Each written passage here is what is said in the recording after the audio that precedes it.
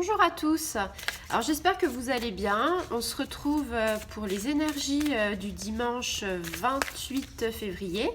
Et donc aujourd'hui, voilà, la pleine lune est arrivée donc à 9h16. J'espère que vous avez pu recharger vos pierres. J'espère que vous avez bien profité de cette pleine lune avec les énergies certes un petit peu négatives. Mais on va regarder aujourd'hui si demain ce sera un petit peu meilleur au niveau des énergies. Alors, qu'est-ce que tout ça nous dit ?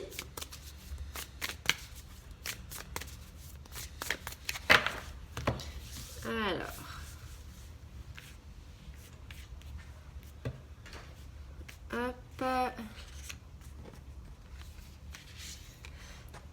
on va découvrir ensemble la carte en fait.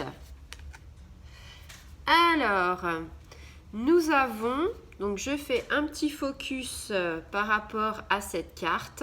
Nous avons le serpent. Alors, le serpent, que nous dit-il? C'est une carte encore négative. Donc bon, bah ça, je vous l'avais un petit peu précisé aussi dans les énergies précédentes, sur la guidance jusqu'à du lundi au dimanche. On était aussi dans une énergie négative. Là, ça se confirme. On a le serpent. Donc là, on vous dit, bah voilà, attention, danger, médisance. On vous dit aussi ennemi, énergie forcément négative. Donc là, c'est encore les effets, on va dire, de la pleine lune qui se font ressentir. Parce que vous savez, les énergies de la pleine lune, c'est pas forcément juste que le jour J. Ça fait un petit peu avant, puis un petit peu après. Donc au niveau affectif, on nous dit, voilà, si vous êtes... on annonce quand même une personne jalouse dans votre couple. Souvenez-vous, hier, je vous parlais un petit peu de la colère, je vous parlais de séparation par rapport au couple. Alors là, on nous dit, voilà, dans un couple, il faut faire attention à la vie de famille. Je vous en avais parlé aussi dans une autre vidéo. Donc, vous voyez, tout se corrobore au fil du temps.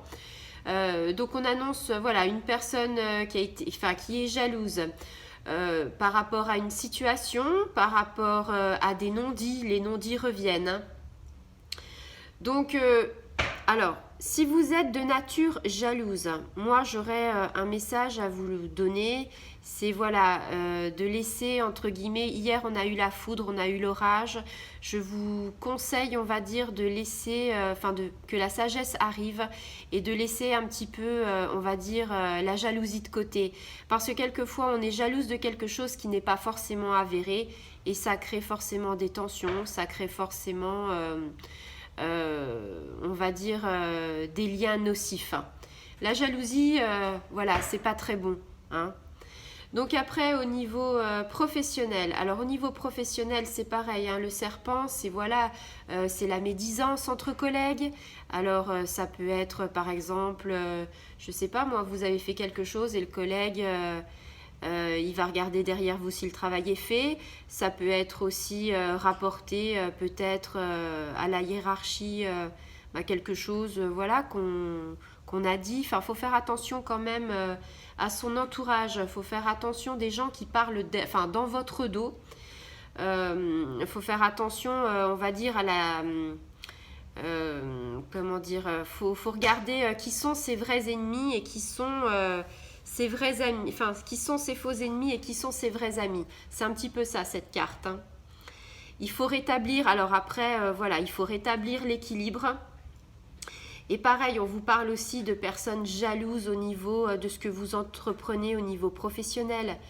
Donc attention, peut-être que si vous avez envie de monter en grade ou peut-être que si vous avez des projets professionnels, on vous dit peut-être de ne pas le dire, de le dévoiler plus tard car les gens parlent beaucoup et sont capables de détruire un projet.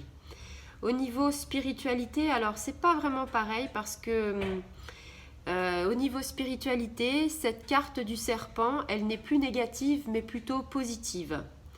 Ça représente, on va dire, toute la canalisation des énergies environnantes, donc dans votre maison, avec votre entourage. Si vous êtes dans la spiritualité, votre chemin de vie, on vous dit que ça représente aussi la maîtrise.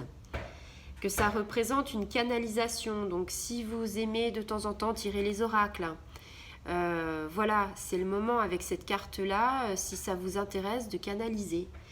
De voir par exemple pour des petits rituels, par exemple ce qu'on faisait avec le message des anges, ces petits rituels-là chaque jour pour découvrir un petit peu quel sera, on va dire, l'objectif à atteindre.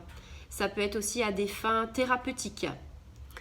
Donc voilà, donc vous voyez que encore demain, c'est une énergie, alors somme toute négative pour l'affectif et donc le professionnel.